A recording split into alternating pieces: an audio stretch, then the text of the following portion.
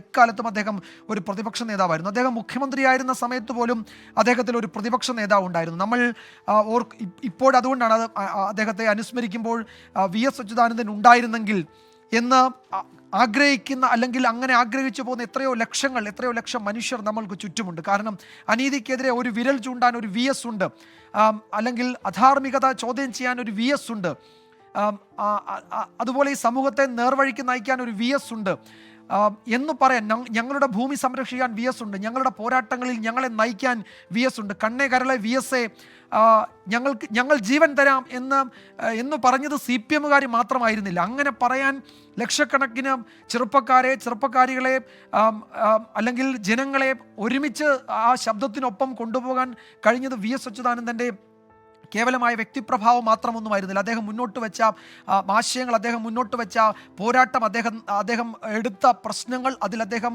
100% ആത്മാർത്ഥമായി നടത്തിയ ഇടപെടൽ, അതുകൊണ്ടാണ് കണ്ണേ കരളെ വി എസ് എ. ഒരുപക്ഷെ ഒരു കമ്മ്യൂണിസ്റ്റ് പാർട്ടിയിൽ അത്തരം ഒരു മുദ്രാവാക്യം നമുക്ക് കേൾക്കാൻ കഴിയില്ല വി എസിന് മുമ്പും ശേഷവും. അങ്ങനെ ഒരു കമ്മ്യൂണിസ്റ്റ് നേതാവായിട്ട് പോലും കണ്ണേ കരളെ വി എസ് എ ഞങ്ങൾ ജീവൻ തരാമെന്ന് പറഞ്ഞ് തെരുവുകളിൽ ആർത്തിലയ്ക്കുന്ന എത്രയോ ലക്ഷം മനുഷ്യരെ നമ്മൾ ഈ കഴിഞ്ഞ പതിറ്റാണ്ടിൽ കണ്ടു. അദ്ദേഹത്തിന് സ്ഥാനാർത്ഥിത്വം നൽകാതിരുന്ന സമയത്ത് തെരുവിലിറങ്ങിയത് ഏതെങ്കിലും ഒരു നേതാവിൻ്റെ ആഹ്വാനം കേട്ടായിരുന്നില്ല ലക്ഷക്കണക്കിന് ആളുകൾ തെരുവിലിറങ്ങി.